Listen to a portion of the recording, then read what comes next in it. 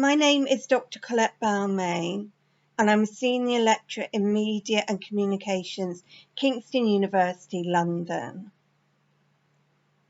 Much of the time when we talk about the relationship between African American culture and K-pop, we start in 1992 with Seo Taiji and Boys, who are credited with laying the foundation of contemporary K-pop through the inclusion of rap in their tracks. Song follows this line of inquiry in her recent book, Hanguk Hip-Hop, Rap, a Global Genre.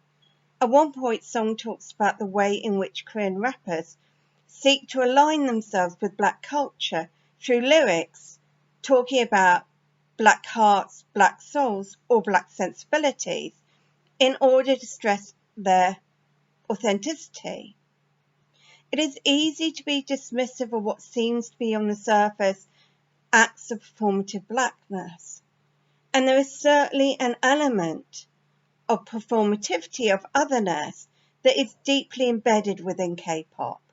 For example, the styling of hair in Black hairstyles, the use of gold chains around the neck as shorthand for swag, and even the tanning up to appear darker, as in the case of Jessie for her recent single Nuna Nana. Such Black hairstyles are never ideologically innocent. In the US, African American bodies are continuously placed within a framework which seeks to make such bodies conform to the Western ideal of the civilized body. Hair which is not suitably tamed becomes a reason for dismissal in the workplace, suspension at school, and being sent off the sports pitch. In hip-hop, gold chains are displays of wealth, while at the same time functioning as potent reminders of the iron chains that were used to bind the bodies of slaves. The 1920s saw the bleaching and skin whitening creams hit the marketplace in order to make Black bodies visibly more attractive to white supremacy.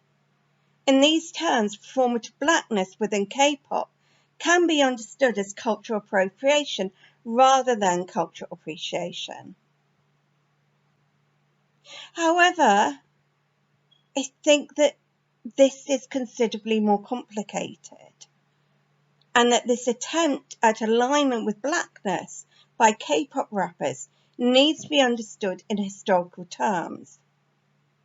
In 1920s, transracial identification with Blackness, as imported into Korea through jazz, provided a point of resistance against the Japanese colonizers who sought to turn Korea into a mirror image of itself.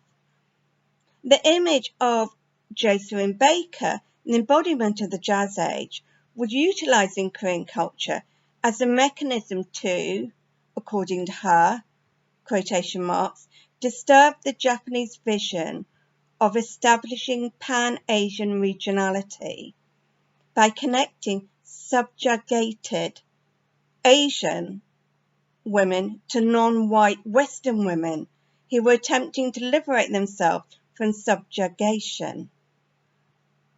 End quotation. 2017, page 316. What we see here is an example of the Afro-Asian alliance, through which a shared history of oppression connects subjects across race boundaries. In work still to be published, Hers suggests that the interplay between African Americans' anti-racial sensibility and Koreans' anti-colonial consciousness goes beyond the black-white binary.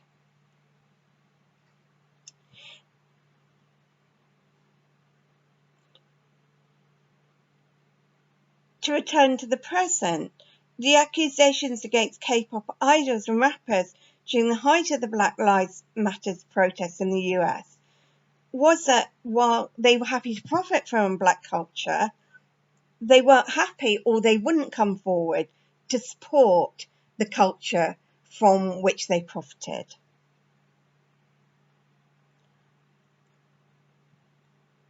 This is why BTS's statement about equality and the donation of $1 million to Black Lives Matter was particularly meaningful, and It's a reason they encourage their fans to also actively support the movement and protesters, with fans going on demonstrations across the world and with raising the equivalent 1 million in support of Black Lives Matters.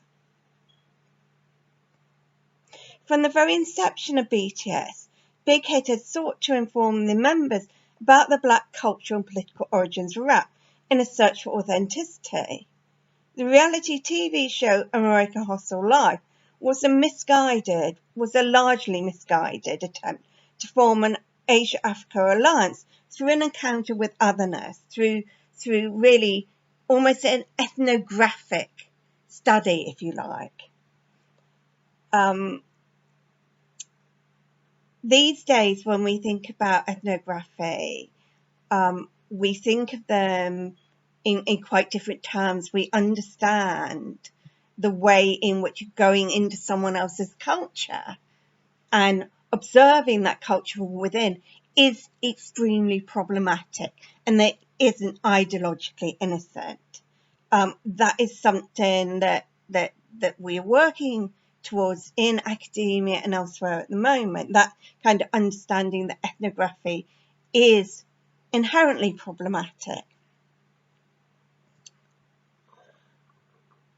So this was an attempt. Black American Hustle Life does actually raise or reinforce the way in which an African-Asian alliance has been used to form solidarity between groups who've suffered oppression, even if the reasons for that oppression are different. In these terms, I want to suggest that the Afro-Asian alliance can be seen as resistance in K-pop in a way that underlines the kind of binary between cultural appropriation and cultural appreciation. I think there's a third term that kind of displaces them.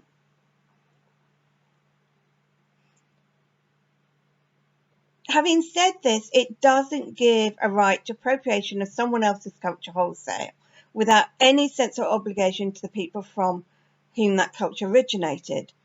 In these terms, American Hustle Life does need to be seen as an attempt to foreground that obligation and that history. Thank you.